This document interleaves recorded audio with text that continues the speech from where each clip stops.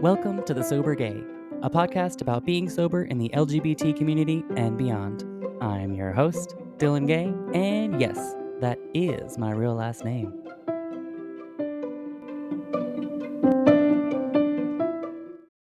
Hi, Aubrey. Hey, Dylan. How are you? I'm doing wonderful. How are you? I am wonderful myself. I am home from work. I love that. Yes.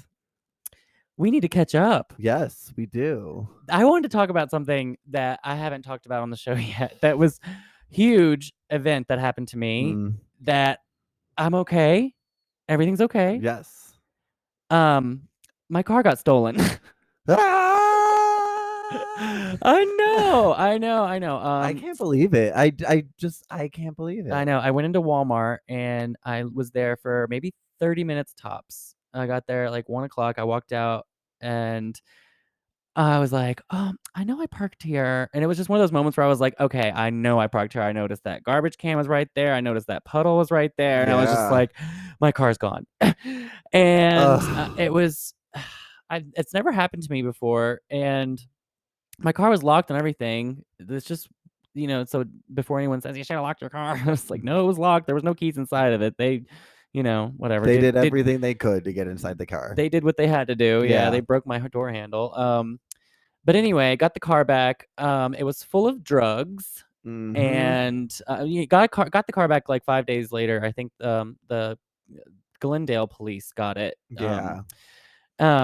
But yeah, full of drugs that I had to throw away, I guess, because the cops don't go through it. They just seize it and give it back to you. And the person who had stolen my car was in the middle of something. I don't know what was happening, but they put a like vibrating chair cushion in the driver's seat. They had their little GPS thing or whatever, like Bluetooth music thing, whatever, plugged into the cigarette lighter. They dumped a coffee on the driver or the passenger seat. They dumped an open apple jelly jar out onto the floorboard. Stole everything that was in my car. My jacket was in my car. I had been shopping that day and had some bags from Marshalls and Joanne in my car. Took all that. I'm like, good luck, with not sewing supplies, cricket supplies. But anyway, got the car back and everything's fine. But I just thought it was very interesting to pull drugs out of the dashboard. I can only imagine. And just, look at them, laugh, and throw them away at the car. Because as soon as I picked it up, I went to a car wash and, cleaned it all out. And then that's when I found in the center console some tinfoil and all this shit. And I was like, oh my God. Like, wow. This is happening right now. Yeah, not only did this woman or whoever mess up my life for a little bit, but they left, drugs in my car. And it wasn't as triggering as I thought it would be. I'm not even going to lie. I thought I would, when I found it, I was like, I'm about to have a breakdown, but I didn't. And I was like, I just looked at it and I was like, oh my God, threw it away. That was it. Yeah. Good. But it's over. I just thought, what the hell? Good. No, life is just, it's crazy because it was down where you don't usually go either. So it's like out of all of this is just not. I'm glad everything was okay. I'm glad, I was worried for a minute because I know that I would be very triggered. Yeah. From just having my car stolen to finding all of that. I would have been like, well, fuck it. I guess this is my life. Yeah. And she put cigarettes out all over my dash. Yeah, it stank like smoke. It still smells kind of weird in there. And I let it air out and put baking soda and everything. And I couldn't smell anything. It smelled fine to me. Well, today we're going to be reading some listener submissions. Yes. I'm so excited about this. I know. So we're just going to start off. Here we go. Okay. What up, you beautiful souls? My name is blank and I live in Detroit. Hey, Detroit. I had hit a snag in my sobriety in March at the 6-month mark, and I really needed to reset my toolbox. And poof, I found your podcast. Wanting you both to know that you are in my pocket all the time. I am a DJ, and navigating my sobriety in the dance music scene has been an incredible experience. Some people would think that it would be impossible. I find it empowering. Standing as a pillar reminding the humans on the dance floor all we ever needed was music in the first place. Yes. As a woman and an openly fluid member of the LGBTQ community, I am writing this because it's important for you both to know that you have been helping my game get stronger. I am 200 days today, around 6.5 Mm. months, and I feel like I am back on top of my mental game, using therapy and various things to hold me high. The work you are doing is important for you and for the world. Keep going, boys. Oh, Loved that message. yes.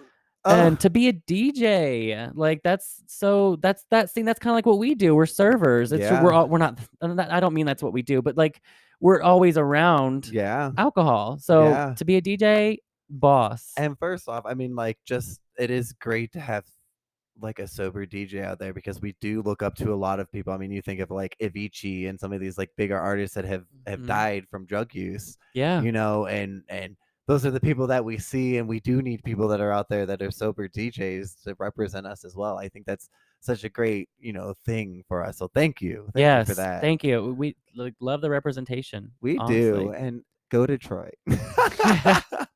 Okay, the next one. Hi, I want to thank you both so much for your honesty and vulnerability about the benefits and the challenges of your sobriety. Your podcast has been so helpful for me, XO. Thought that was very sweet. Mm. Mm. Next one. My number one podcast right now, coming out and being sober, is so new for me, and it's like listening to two friends understanding. The work you do is amazing. Thank you. Also, they're opening a sober bar in Denver soon. Seems like Colorado is starting to catch up. Have a good day. So, did you know that? I didn't, but I'm excited now. Oh my god! So apparently, there's a sober bar in Denver coming. So we need to find that. I am gonna be looking for this.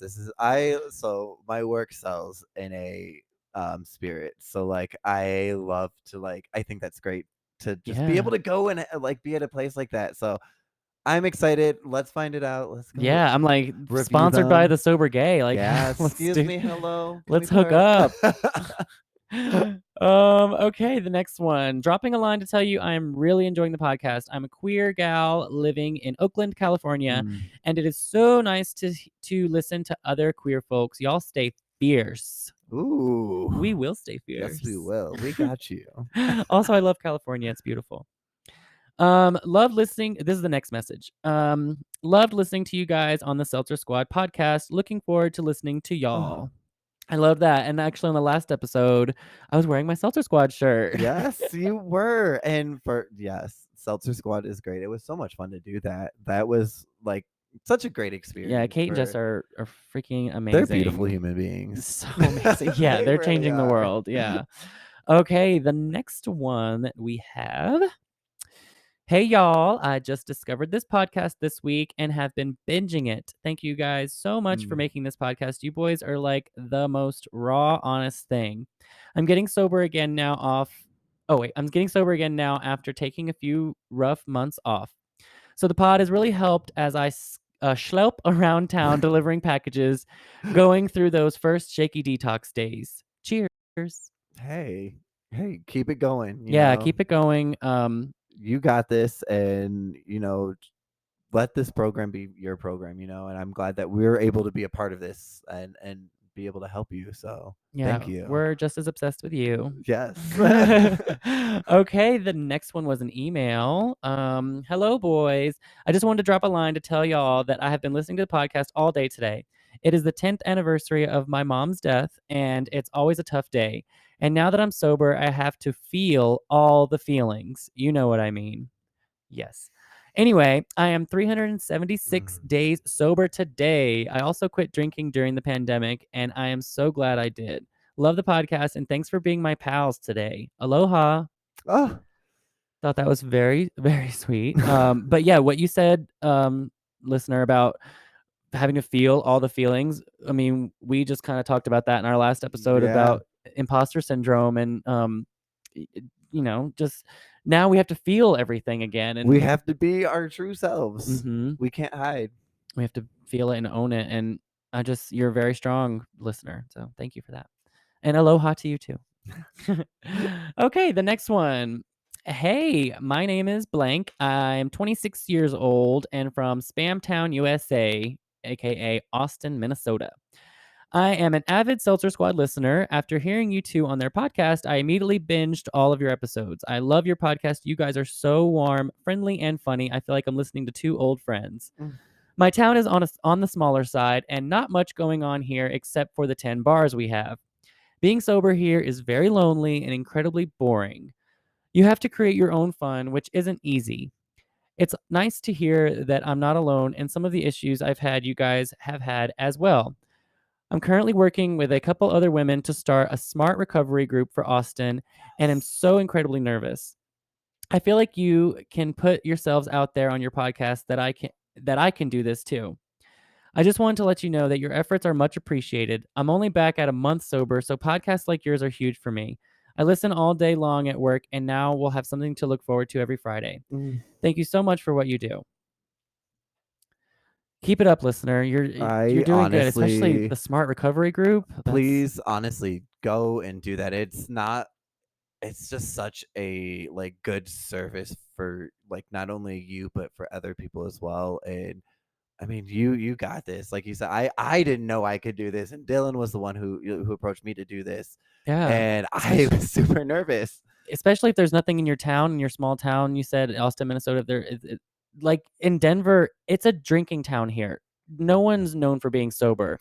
Like so you have to start somewhere. You have to, if you don't find what you're looking for, I mean, a lot of people don't realize the reason I named this show The Sober Gay was because at one of my lowest times, when I was so depressed, crying on the bathroom floor, I was searching for podcasts that I could relate to. And I was searching sober gay, sober LGBT, and I couldn't find anything. Mm. So here we are. So we will fully support you and anything you need help with for starting. Honestly, reach out. I love Smart Recovery. I did Smart Recovery a lot. So if you have any questions about it, I Yeah, got you. email us. We'll get you. Okay, the next one is an Instagram DM. Hey guys, love your podcast so much. I was 7 months sober but was so tense all the time and stuffing food down my neck and angry that I was like, I'm not sober. I'm just kidding myself. I'd rather drink and release this constant feeling than not. And now I'm drinking again, and it's been 3 weeks of drinking Wednesday to Sunday, and I'm like, damn it, I feel awful still. Though I did feel pretty good for a couple days with beers. So my question to you both is, how do you stay sober? How do you guys keep Mm. seeming worthwhile and not just another rule you made? Ugh, I'm so frustrated. I was even sober for a year before and did the same thing. Well, thanks, guys, and Rainbow Hearts love ya. Whew. That goes back to what you want to do. If someone's telling you to do something, it's like when you're a little kid, you're not going to want to do it. You're going to want to be sober. And you have to make that decision for yourself, and you have to meditate, come to terms with it, and you think, just like sit with yourself and really know what you want to do, and know that sobriety is what your choice is. And don't think about, I can never do anything again, or I can never, don't think Mm-hmm. about the limits to yourself. You have to think about what you're opening up for yourself, what you're allowing yourself to Mm. experience by getting rid of the alcohol. You're not taking away alcohol forever. You're opening up your life to be okay and happy again. Like, you're gaining so much. So that's one of the first things I think is the most important thing, is to rewire the way you're thinking about your relationship with drinking. You have to restructure it and really dig deep inside of yourself and know what you want, and know if sobriety is important to you, because you're, at the end of the day, if you don't want to do something, you're not going to do it, and subconsciously you're going to start to resent people around you, and you're just going to be unhappy because you're not doing what you want to do. I honestly, I think you said that so well. I really do. I think for me, I went through the relapses. I went through that stuff. I don't think that I don't think that I would have gotten to the point of getting sober without those relapses. So, for me, it's not, don't look at them as like you don't want to be sober. It's just, it was a point in your life where you weren't ready to get sober, then, and eventually you will get there. Keep trying, don't give up. And like Dylan said, you got to shift your mind. You got to shift to, I want this, as opposed to I have to do this. Yes. It's those It's a words. reward to yourself, not a restriction on Yeah, yourself. you can't say like, I'm not, I can't never drink again, or I won't ever drink again, or I can't go out to clubs because of this. Like, no, you got to be able to just say like, at this moment, where am I, and where can I go to stay sober? Yeah. And you have to think it's called a sober journey for a reason, because it's a journey. There's waves, there's ups and downs. I There mean, really is. Aubrey and I have both tried this sober thing a couple times before it stuck. You know what I mean? Like, it's not, we all go up and down with it. We really do, and you're gonna have a high point, and I think when you first get sober, it goes back to our last episode of the imposter syndrome. You kind of feel like it's not real, and maybe that's what you were feeling, is like, I'm not really meant to get sober, but like, you are. Yeah. You are worth it. You are worth treating yourself to feeling good and waking up not hungover, and Yes. to just enjoy life and remember things and be friends with people and go to events with people, because that's what we do as humans. That's what we crave as humans. So like, keep striving for it. And in all honesty, if it's something that you have to do, go to rehab. Don't ever think that you can't, but make that your decision. Yeah. Don't think that you have to do it because you think that's the only way. Like, if you see that something's not working in your life, try it. What's the worst that happens? You go and you're like, okay, this wasn't for me, and Yeah. maybe this isn't for me. Right. And everyone's different. Everyone's different. Yeah, Everyone's relationship with alcohol is different. And what we say is what we do. So yeah. that's all we can say. Do Right? your journey, and Do your and you journey. Do will your you journey. will be the greatest person you can be, and stay strong. But And do the soul searching. Yeah. Learn why you're like that, and learn why you're doing it. mhm. That's, I think, one of the most important things is just to just be with yourself and understand yourself. Because if you don't understand yourself, nothing's going to make sense. And you can't do that while you're drinking. So Right. I really think that you just have to take one day to say, okay, let me see where I'm at in life and why this is where I'm at, and who have I wronged in my life, or who have I hurt in my life because of my drinking, and who Mhm. haven't I hurt in my life as my. If you need to weigh the pros and the cons, do it. Yes. Yeah. Yeah. Do Make it. your Venn diagram. Make the Venn diagram, baby. Yes. You better draw them bubbles, baby. And you better be putting shit in the middle. Yes, and make sure you are honest. That Yeah. is really the biggest thing, is honesty. It's so hard to get honest, but I think that is the biggest part, is the honesty with yourself. If you Yeah. can sit down and be honest with yourself and say, I am an alcoholic, that is really, go get it from there. Yeah. And if you need to write something and burn it afterwards, do it. Because I used to, even when I would write things, I couldn't even be honest with myself sometimes, because I was like, well, what if someone finds this and they want to read it too? And Mhm. that's a weird mentality, but if you need to write something down and burn it, baby, do it. Okay, this is the last letter that we're going to read today. This Ooh. was a Facebook message, I believe. Okay. I can't tell. I just screenshot. Okay. Hi, Blaine, or hi, Dylan. Oh, it was okay. Day 59 of sobriety here. My name is Blank, and I'm a gay woman living in Bend, Oregon. My fiance and I have begun a lifelong sobriety journey together, and we are feeling incredible. I found your podcast and now am binging it. Thanks for creating it, for being so real and open and vulnerable with what you share. The podcast truly is helping me, and I'm happy to be sharing sobriety with such an awesome community. P.S. I think it's important for sober voices in the LGBTQ plus community to be heard. When I first came out in high school and things went downhill, guess what was there to catch me? Alcohol. Mm. It's so dangerous and so sad that our community is targeted by the alcohol companies. I guess what I'm trying to say is thanks for being a sober voice for all us queers trying to kick the sauce. Much love, Blank. Mm.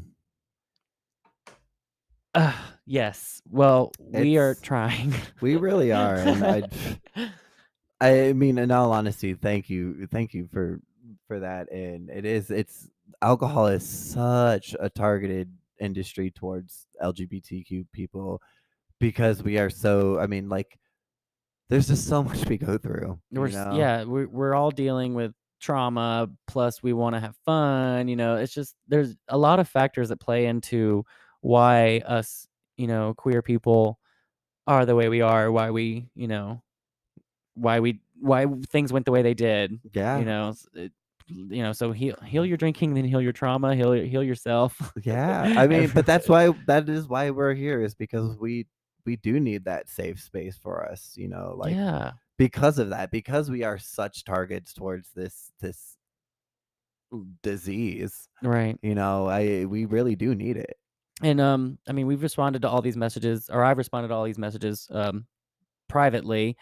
So if you guys ever want to reach out, that's why we loved making this little community, because we respond to every single thing that's sent to us. Even if it's just like someone reacting to our story, we'll still make sure to react a like back to it or something, just so you know we're there. So reach out to us. That's why we're there. That's why Yeah. we're doing this in the first place. So we love it. We really do. Thank you all. Thank you all for giving us this platform. Yes. If you guys would like to rock a no thank you, stay sober girl tote, Mhm. or if you maybe want a stay sober girl, the sober gay t-shirt, or anything like that, you can find all of that online at. thesobergay.com. And if you would like to send us a little message on Instagram, you You can do can that. go to the Sober Gay podcast. Yes, love that. And if you'd like to Mhm. make it a little more private and send us an email. You should send it at thesobergay@gmail.com. Yes, and until next time, stay Stay sober, sober, girl. girl. Oh, Brittany. It's Brittany, Yeah, bitch. stay sober, girl.